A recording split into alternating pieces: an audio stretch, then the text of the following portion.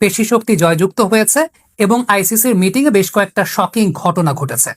আমিনুল ইসলাম বুলবুল এমন মন্তব্য ব্যক্ত করেছেন, এই হারটা কিন্তু আসলে হার না, এই হারটা নিজের অস্তিত্বের জন্য মাথা উঁচু করে জয়ের সামিল।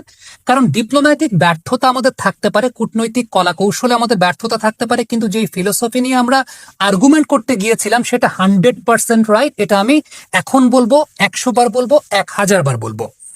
বাংলাদেশের ডিপ্লোম্যাটিক ব্যর্থতা আসলে কোথায় ছিল সেই প্রসঙ্গটা যখন টানা হয়েছে প্রেস কনফারেন্সে, খুব সম্ভবত প্রথম আলোর বাপ্পি এই প্রশ্নটা করেছিলেন যে বাংলাদেশ ক্রিকেট বোর্ডকে আসলে আইসিসি কে ঠিকঠাক মতো বোঝাতে পেরেছে কেন আমরা ইন্ডিয়াতে খেলতে যেতে রাজি না। পরবর্তী সময় নাবিল কায়সার টি স্পোর্টসের তিনিও কিন্তু এই প্রশ্নটা করেছেন যে কারণ আইসিসি যে অফিসিয়াল প্রেস রিলিজটা দিয়েছে সেখানে কিন্তু কথা লেখা হচ্ছে single isolated unrelated development concerning one of its players involvement in a domestic league. তার মানে একটা একক ঘটনার উপর প্রেক্ষিতে বাংলাদেশ আর্গুমেন্ট করতে গেছে এবং সেটা হচ্ছে মোস্তাফিজুর রহমানের আইপিএল এ না থাকার প্রসঙ্গটা। এই জায়গাটা যে বিষয়টা সবচেয়ে বেশি মিসিং এবং বাংলাদেশের কূটনৈতিক ব্যর্থতা ধরে নেওয়া যায়, মোস্তাফিজের ঘটনা তো আসলে শুরু, কিন্তু এর পরবর্তী পর্যায়ে আমরা যখন আইসিসির কাছ থেকে একটা অ্যাসেসমেন্ট লেটার পেলাম আইসিসি নিরাপত্তা উপদেষ্টার কাছ থেকে, সেইখানে কিন্তু বাংলাদেশের দর্শক সমর্থকদের নিরাপত্তার কথা লেখা ছিল। সেই জায়গাটায় কিন্তু বলা ছিল মডারেট টু হাই রিস্ক দর্শক সমর্থকদের জন্য, সাংবাদিকদের কথা বলা ছিল এবং সেই সঙ্গে বাংলাদেশের নির্বাচন নিয়ে কথা বলা ছিল। এখন ওই আর্গুমেন্টটা আসলে বাংলাদেশ ক্রিকেট বোর্ড করেছে কিনা, আমিনুল ইসলাম বুলবুল কিন্তু এটার উত্তরে যে উত্তরটা দিয়েছেন তা হচ্ছে আইসিসির মিটিং এ বেশ কিছু শকিং ঘটনা ঘটেছে এবং সেটা তিনি প্রেস কনফারেন্সে রিভিল করতে চান নাই। একটা কথা তিনি সুস্পষ্টভাবে বলেছেন, সেটা হচ্ছে আইসিসি সুবিচার করে নাই। সুবিচার করে নাই বলতে কি? সুবিচার করে নাই বলতে হচ্ছে মূলত এই জায়গাটাতে যে সমস্ত গ্রাউন্ডের উপর বেস করে বাংলাদেশ ক্রিকেট বোর্ড আর্গুমেন্ট করেছে সে সমস্ত গ্রাউন্ডকে তারা পাত্তাই দেয় নাই।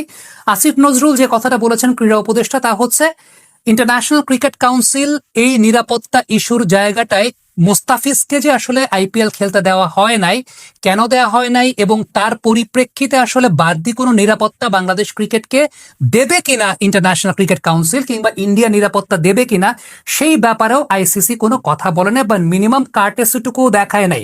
দেখেন, আমরা কিন্তু সেই সমস্ত মিটিং উপস্থিত না, আমরা জানিও না কি কি কনভারসেশন হচ্ছে, বাংলাদেশ থেকে কি বলছে, আইসিসি থেকে কি বলছে। ক্রীড়া উপদেষ্টা যে কথাটা বলেছেন যে আইসিসি থেকে এই ব্যাপারটাকে পাত্তাই দেয়া হয় নাই। বাংলাদেশের কূটনৈতিক ব্যর্থতা বলতে আমার কাছে মনে হয় একটা সিচুয়েশনে আপার হ্যান্ডে থাকার কাগজে কলমের সুযোগটা যেখানে ছিল সেটা হচ্ছে যেই সময়টাতে মোস্তাফিজকে নিষিদ্ধ করা হলো বিসিসিআই থেকে, বাংলাদেশ ক্রিকেট বোর্ড তখন কিন্তু বিসিসিআই এর কাছে এটার ব্যাখ্যা জানতে চাইতে পারত, সেই ব্যাখ্যাটা বাংলাদেশ ক্রিকেট বোর্ড জানতে চায় নাই। ব্যাখ্যাটা জানতে চাওয়ার পর বিসিসিআই তো কিছু একটা বলতো বলতো তো নিরাপত্তার জন্য, সেটাকে নিয়ে আমরা আইসিসিতে যেতে পারতাম যে ইন্ডিয়াতে এই মুহূর্তে বিসিসিআই বলছে বাংলাদেশের কোনো ক্রিকেটারের জন্য নিরাপদ না। এই যে এন্টায়ার ইকোসিস্টেমটা, এই এন্টায়ার ইকোসিস্টেমটা বাংলাদেশ মেনটেন করেছে কিনা সেই ব্যাপারটা নিয়ে আমার প্রশ্ন আছে, যে বাংলাদেশের ডিপ্লোম্যাটিক ব্যর্থতা। কিন্তু এই যে ইন্ডিয়াতে খেলতে যেতে চায় না, যারা বিভিন্নভাবে ব্র্যান্ডিং করতে চাচ্ছেন যে ইন্ডিয়াতে খেলতে যাওয়া উচিত, আদারওয়াইজ ওয়ার্ল্ড কাপ মিস হয়ে যাবে, ওয়ার্ল্ড কাপ মিস হলে বাংলাদেশের ক্রিকেট ধ্বংস হয়ে যাবে, সব কথাই ঠিক আছে। ওয়ার্ল্ড কাপ মিস হলে ফিনান্সিয়ালি অনেক বড় লস, আমাদের অনফিল্ডের লস, সবচাইতে বেশি আমাদের অনফিল্ডের লস ফিনান্সিয়ালি।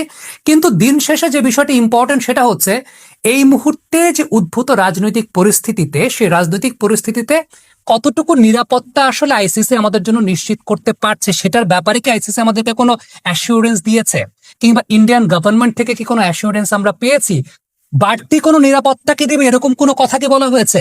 তাইলে সেটা যদি বলা না হয়, আর ওই যে রেড ফ্ল্যাগ যে জায়গাটা ছিল আইসিসির লেটারটাতে, সেখানে কিন্তু বলা ছিল মডারেট টু হাই রিস্ক বাংলাদেশের দর্শক সমর্থকদের জন্য যারা জার্সি পরে সেখানে খেলা দেখতে যাবেন, এর পরিপ্রেক্ষিতে কি আসলে বাড়তি কোনো কিছু বলা হয়েছে? সো বাড়তি কোনো কিছু যদি বলা না হয়ে থাকে তাহলে আপনি কিভাবে অ্যাসিওর্ড হলেন যে ওই দেশে খেলতে যাওয়াটা উচিত? দেখেন, আমি কোনো দেশের কোনো রাষ্ট্রের বিরুদ্ধে কথা বলছি না, আমি লজিক্যাল গ্রাউন্ড থেকে কথা বলছি, আমি লজিক্যাল গ্রাউন্ডে কথা বলি। আর যারা বলবেন, অনেকেই অশিক্ষিত মূর্খের মতো কথা বলার চেষ্টা করছেন যে বাংলাদেশ ক্রিকেট বোর্ড বা যে কোনো দেশের ক্রিকেট বোর্ড তো স্বায়ত্ত শাসিত প্রতিষ্ঠান, সরকারের কোনো ইনভলভমেন্ট এই জায়গাটা থাকবে না, এটা একটা অশিক্ষিত মূর্খের মতো কথা। ধরেন, বাংলাদেশ ক্রিকেট বোর্ডের আওতায় আমরা যখন কোনো একটা দ্বিপাক্ষিক সিরিজ আয়োজন করি কিংবা আমরা যখন কোনো একটা টুর্নামেন্ট আয়োজন করি বিপিএল এর মতো, এনএসআই ডিজিএফআই যদি আমাদের গোয়েন্দা সংস্থা যদি আমাদেরকে ক্লিয়ারেন্স না দেয়, হোম মিনিস্ট্রি যদি আমাদেরকে ক্লিয়ারেন্স না দেয়, আমাদের বাপের ক্ষমতা নাই সেই টুর্নামেন্ট অর্গানাইজ করা। আর এই জায়গাটায় তো আরেকটা দেশে গিয়ে খেলার ব্যাপার, আরেকটা দেশে গিয়ে খেলা ভাববেন, আরেকটা দেশে কোনো একটা রাষ্ট্রীয় দল কোনো একটা রাষ্ট্রীয় কাজে যে যাবে সেটার জন্য গোয়েন্দা সংস্থার ক্লিয়ারেন্স প্রয়োজন হয়। আমাদের গোয়েন্দা সংস্থাকে আমাদেরকে ক্লিয়ারেন্স দিচ্ছে কি দিচ্ছে না সেই ব্যাপারটা আগে পাবলিক করা উচিত। আমাদের গোয়েন্দা সংস্থাকে আমাদেরকে পারমিট করছে? অনেকে যে বলেন যে মানে সরকার কেন হস্তক্ষেপ করবে, সরকারই এই জায়গাটা হস্তক্ষেপ করবে, এটাই নিয়ম, প্রত্যেক দেশের নিয়ম। খুব সিম্পল একটা কথা বলি, খুব রিসেন্টলি আতিফ আসলামের একটা কনসার্ট বাংলাদেশে হওয়ার কথা ছিল মাঝখানে কোনো একটা সময়তে, হোম মিনিস্ট্রি পারমিশন দেয় নাই। হোম মিনিস্ট্রি পারমিশন দেয় নাই, যে কারণে আতিফ আসলামের ওই কনসার্টটা হয় নাই, ওপেন এয়ার কনসার্টটা। এআইবিতে পরবর্তী সময় একটা কনসার্ট হয়েছে, কিন্তু তার আগে আতিফ আসলামের একটা কনসার্ট হওয়ার কথা ছিল, সেটা হোম মিনিস্ট্রি পারমিশন দেয় নাই, দ্যাটস ওয়াই সেই কনসার্টটা হতে পারে নাই। সো যে কোনো জায়গায় আপনি যখন আমাদের দেশেও কোনো কিছু অ্যারেঞ্জ করবেন, অর্গানাইজ করবেন, গ্যাদারিং করবেন, সেটার জন্য হোম মিনিস্ট্রি এবং ল এনফোর্সমেন্ট এজেন্সির পারমিশন প্রয়োজন হয়। এবং আপনি যখন কোনো রাষ্ট্রীয় কাজে দেশের বাইরে যাবেন, একটা রাষ্ট্রীয় ট্যাগ নিয়ে যখন দেশের বাইরে যাবেন, সেটার জন্য আপনার হোম মিনিস্ট্রির ক্লিয়ারেন্সটা প্রয়োজন। এবং হোম মিনিস্ট্রি যদি ক্লিয়ারেন্স না দেয়, তাইলে পর আপনি সেটা করতে পারবেন না। এখন ফ্যাক্টর জায়গাটা হচ্ছে এটার মধ্যে আপনি অনেক ধরনের পলিটিক্স খুঁজতে পারেন, এত পলিটিক্স তো বুঝি না, কিন্তু দিন শেষে প্রশ্নটা ওইখানেই এসে যায়, বাংলাদেশের হোম মিনিস্ট্রিকে কনভিন্স করার মতো, হোম মিনিস্ট্রিকে কনভিন্স করার মতো বা বাংলাদেশের এনফোর্সমেন্ট এজেন্সিকে যে এই জায়গাটা নিরাপদ for the fans, for the journalist, for the cricketers, বাড়তি কোনো সতর্কতার জায়গা কি আসলে তারা মেনশন করেছে? আইসিসি বলেছে? আজকে তো প্রেস কনফারেন্সে যেটা বোঝা গেল যে তারা তো সেই কথাটা বলে নাই। তাইলে পরে কোন লজিকের বেসিসে, কোন গ্রাউন্ডের বেসিসে, হ্যাঁ, যারা বলছেন যে ওয়ার্ল্ড কাপ না খেললে বাংলাদেশ ক্রিকেটের কমার্শিয়াল ক্ষতি, বাংলাদেশ ক্রিকেটের ভবিষ্যৎ এখন কবরস্থানে, অনেক কথা, সব কথা লজিক্যাল, কিন্তু দিন শেষে সবকিছুর তো একটা প্রোটোকল আছে। ওই প্রোটোকল যদি মেনটেন করা না হয়, ওই প্রোটোকল মেনটেন করা না হলে আসলে কোন গ্রাউন্ডের বেসিসে আমরা আসলে এই কথাটা বলছি যে আমাদের খেলতে যাওয়া উচিত? আমি আমাদের ডিপ্লোম্যাটিক ব্যর্থতা নিয়ে যখন কথা বলছিলাম, একটা এক্সাম্পল আমি আপনাদেরকে দিই। সেটা হচ্ছে বোর্ড প্রেসিডেন্ট একটা কথা বলেছেন যে বিশ্বকাপটা নাকি হাইব্রিড মডেলে হচ্ছে এবং সেই জায়গাটায় শ্রীলঙ্কা হাইব্রিড মডেলের একটা পার্ট। ইনফরমেশনটা রং আছে। আমি যতদূর জানি, দায়িত্ব নিয়ে বলছি, বিশ্বকাপটা প্রথমে শ্রীলঙ্কাতেই ছিল, দেন তারপরে দল বাড়ার কারণে ইন্ডিয়া শ্রীলঙ্কা মিলে সেটা কো-হোস্ট করছে। এটা হাইব্রিড মডেলের বিশ্বকাপ না।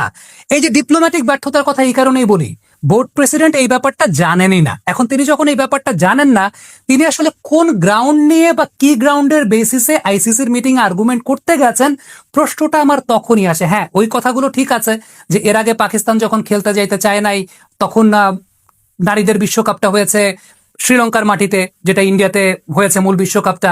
এছাড়াও ইন্ডিয়া যখন এর আগে খেলতে যাইতে চায় নাই পাকিস্তানে চ্যাম্পিয়ন্স ট্রফি, তখন তাদের জন্য আলাদা একটা ভেন্যু করা হয়েছে সংযুক্ত আরব আমিরাতে। এই কথাগুলো আপনি লজিক্যাল আনতে পারেন, কিন্তু আপনি যখন বলছেন যে এই বিশ্বকাপটা হাইব্রিড মডেলে হচ্ছে, প্রথমত ইনফরমেশনের তো একটা গ্যাপ বা ইনফরমেশনের একটা অজ্ঞতার জায়গাটা আছে। সো আমি এই কারণেই বললাম যে ডিপ্লোম্যাটিক ব্যর্থতা আমাদের আছে, কিন্তু ফিলোসফিক্যালি আমরা রাইট, বাট ডিপ্লোম্যাটিক্যাল ব্যর্থতা আছে। আমরা অনফিল্ডের পর্দায় বেশ কিছু ভিডিও করেছি যে ইথিক্যালি, লজিক্যালি বাংলাদেশকে বাদ দিয়ে আইসিসি টি-20 ওয়ার্ল্ড কাপ করতে পারবে না, সেটা ইথিক্যাল লজিক্যাল গ্রাউন্ড থেকে। কিন্তু যে জায়গাটা ইথিক্স আর লজিককে ব্রেক করা হয়েছে পেশি শক্তি ব্যবহার করে, বুলবুল ভাই তো বলে দিয়েছেন, সে মিটিং এ শকিং ঘটনা ঘটেছে। শকিং ঘটনা মানে কি? সেই জায়গাটা এথিক্স এবং লজিককে ব্রেক করা হয়েছে। এবং যে কোনো কর্পোরেট প্রতিষ্ঠানে যখন একটা বোর্ড মিটিং এ কোনো একটা সিদ্ধান্ত হয়, তারা সিন্ডিকেট করে যখন কোনো একটা সিদ্ধান্ত নেন, ওই জায়গাটা আলটিমেটলি ইথিক্স আর লজিক খাটেন না, এবং সেটা প্রত্যেকটা অর্গানাইজেশনের ব্যাপার, এবং সেটাই আলটিমেটলি বিষয়। পশ্চিমবঙ্গ থেকে যারা আমাদের ভিডিও দেখেন, একটা কথা বলি, ইদানিংকালে বেশ কিছু কমেন্ট পাই, সেটা হচ্ছে একদম অন্ধের মতো এসে গালিগালাজ করা হয়, এই করা হয়, সে করে। প্রথম কথা হচ্ছে, আমরা আপনাদেরকে দাওয়াত করি নাই ভাই আমাদের এখানে কমেন্ট করার জন্য।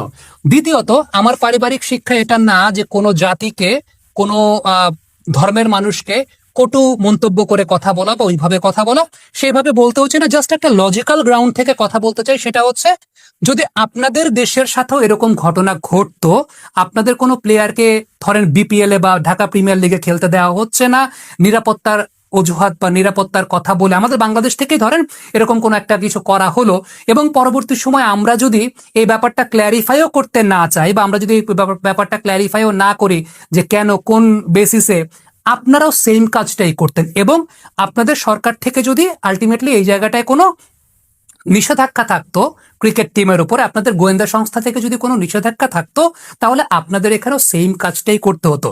আদারওয়াইজ আপনারা যেরকম ইললজিক্যাল কথা বিভিন্ন গালিগালাজ করে, বিভিন্ন মন্তব্য করে, তোরা খেললেই কি না খেললেই কি, এগুলো হচ্ছে মানে ছোট মানুষের মতো কথা, এগুলো ছোট মানুষের মতো কথা এবং এগুলো খুব ইললজিক্যাল কথা।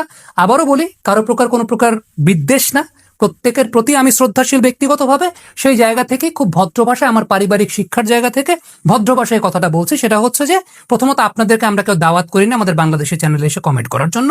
দ্বিতীয়ত কথা হচ্ছে একদম লজিক্যাল গ্রাউন্ডের জায়গা থেকে একটু নিজেদের উপর নিয়ে দেখবেন যে এই জায়গাটা যদি আপনাদের ক্ষেত্রে ঘটনাটা করতো আপনারা আসলে কি করতেন, এবং আপনাদের গভর্নমেন্ট যদি এই ডিসিশনটা নিত, কারণ গভর্নমেন্টের সঙ্গে হোম মিনিস্ট্রি, গোয়েন্দা সংস্থা অনেক কিছু জড়িত থাকে, সেক্ষেত্রে আলটিমেটলি ব্যাপারটা কি হতো।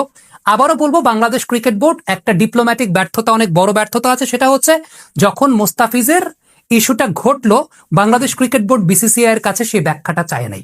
এই যে ডিপ্লোম্যাটিক একটা ব্যর্থতা, একটা আপার হ্যান্ডে থাকার সুযোগ ছিল, কূটনৈতিক ব্যর্থতা জায়গাটা আসলে এই জায়গায়। কিন্তু ফিলোসফিক্যাল জায়গা থেকে বাংলাদেশ গভর্নমেন্ট কিংবা বাংলাদেশ ক্রিকেট বোর্ড যে স্ট্যান্সটা নিয়েছে, স্টেপটা নিয়েছে, আমরা সবাই সেটার ভুক্তভোগী হব, আমরা সবাই সেটার ক্ষতিগ্রস্ত হব। কিন্তু দিন শেষে যখন নিরাপত্তা ইস্যু, ভারতে গিয়ে যদি কিছুই না, আমাদের কোনো এক সাংবাদিক ভাইয়ের উপর কেউ যদি একটা ঢিলও ছিঁড়ে, ওর যদি মাথায় কোনো একটা ক্ষতি হয়, হাত পায়ে কোনো একটা ক্ষতি হয়, সেটাও আমাদের উপরে এসে লাগে, বা কোনো একটা বিচ্ছিন্ন ঘটনা যদি ঘটে সেটা আমাদের উপর এসে লাগে। নানা ধরনের, আমি বলছি না যে ইন্ডিয়ার প্রত্যেকটা মানুষ এরকম, ইন্ডিয়ার প্রত্যেকটা মানুষ এরকম, বা ইন্ডিয়া 1%ও যদি হয়, 2%ও যদি হয়, লো মডারেট রিস্ক যেটাকে বলা হচ্ছে, লো রিস্কও যদি হয়, সেটাও তো আলটিমেটলি রিস্ক। আমি এক্সপেক্ট করি এই জায়গা থেকে দুদেশের রাজনৈতিক সম্পর্কের উন্নয়ন ঘটবে, দুদেশের মানুষের বিদ্বেষের সম্পর্কের উন্নয়ন ঘটবে। ক্রিকেটের এই ডিপ্লোম্যাসির জায়গাটা বা যাই হোক না কেন, সবকিছু হবে দিন শেষে পুরো বিশ্বটাকে যদি আমরা চিন্তা করি যে একটা জায়গা, সেই জায়গাটা কোনো জায়গায় কোনো হানাহানি, বিদ্বেষ, কোনো কিছুই আমরা পছন্দ করি না বা করি না। কিন্তু প্রবলেমের জায়গাটা আবারও বলি, ভারতীয় কোনো নাগরিকের উপর কিন্তু আমাদের কোনো বিদ্বেষের জায়গা না। আমাদের সমস্যা হচ্ছে পলিসি মেকিং এর জায়গা থেকে যখন আমাদের উপর কোনো কিছু চাপিয়ে দেওয়ার চেষ্টা করা হয়, আমাদের সঙ্গে অবিচার করা হয়, সুবিচারটা আমরা যখন পাই না, প্রবলেমটা আসলে ওই জায়গাটাতে। আবারও বলি, একদম আমার কাছে মনে হয় যে এর চাইতে সহজ ভাষায় বুঝিয়ে বলার মতো আসলে কথা, এর চাইতে বেটার ভাষা আমি আসলে জানি না। কমেন্ট বক্সে আপনাদের মন্তব্য জানতে চাই।